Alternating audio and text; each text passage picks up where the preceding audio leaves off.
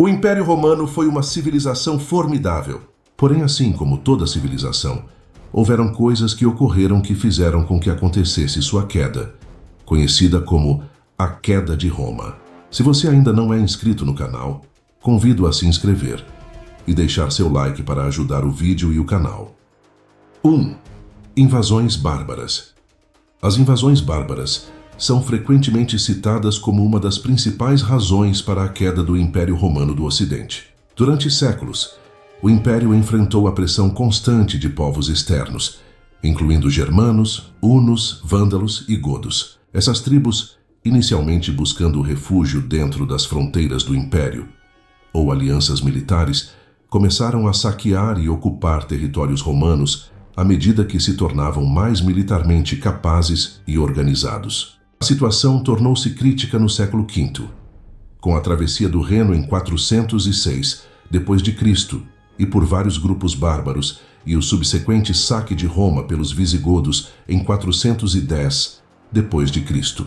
A continuação dessas invasões destacou a incapacidade do Império de defender suas fronteiras, um sintoma de uma crise mais ampla que incluía fraquezas militares, econômicas e administrativas. Essas invasões não só desestabilizaram o Império economicamente e militarmente, mas também sinalizaram o início do fim da supremacia romana no Ocidente.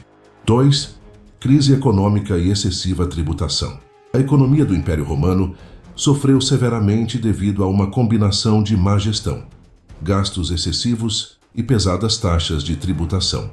O custo de manutenção do exército e da burocracia imperial, juntamente com a construção de obras públicas e o sustento do luxo da elite romana, exigia recursos financeiros substanciais. Isso levou a um aumento das taxas de impostos sobre os cidadãos, exacerbando as dificuldades econômicas para a população em geral. Além disso, o Império enfrentou inflação crescente, em parte devido à desvalorização da moeda, uma prática que se tornou comum à medida que os imperadores tentavam cobrir déficits crescentes. A inflação e a tributação excessiva afetaram negativamente o comércio e a agricultura, diminuindo a produção econômica e reduzindo a capacidade do Império de financiar suas defesas e administrar eficazmente seu território.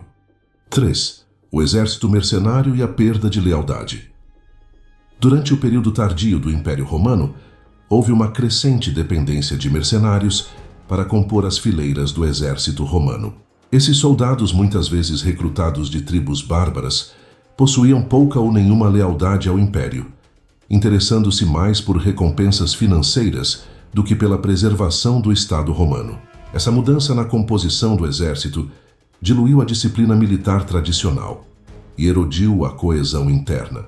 A prática de empregar mercenários também introduziu culturas e lealdades estrangeiras no coração do exército romano, levando a um enfraquecimento adicional da identidade e unidade romanas.